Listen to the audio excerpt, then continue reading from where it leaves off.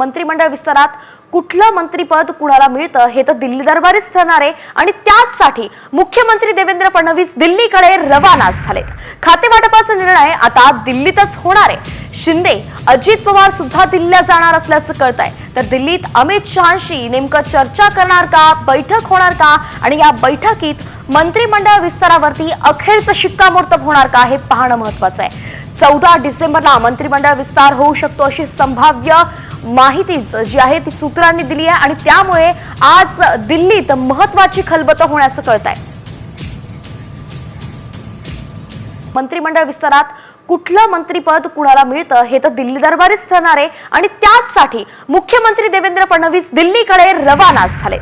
खाते वाटपाचा निर्णय आता दिल्लीतच होणार आहे। शिंदे अजित पवार सुद्धा दिल्लीला जाणार असल्याचं कळतंय। तर दिल्लीत अमित शहांशी नेमकं चर्चा करणार का, बैठक होणार का आणि या बैठकीत मंत्रिमंडळ विस्तारावरती अखेरचं शिक्कामोर्तब होणार का हे पाहणं महत्त्वाचं आहे। 14 डिसेंबरला मंत्रिमंडळ विस्तार होऊ शकतो अशी संभाव्य माहितीच जी आहे ती सूत्रांनी दिली आहे आणि त्यामुळे आज दिल्लीत महत्त्वाची खलबतं होण्याचं कळतंय।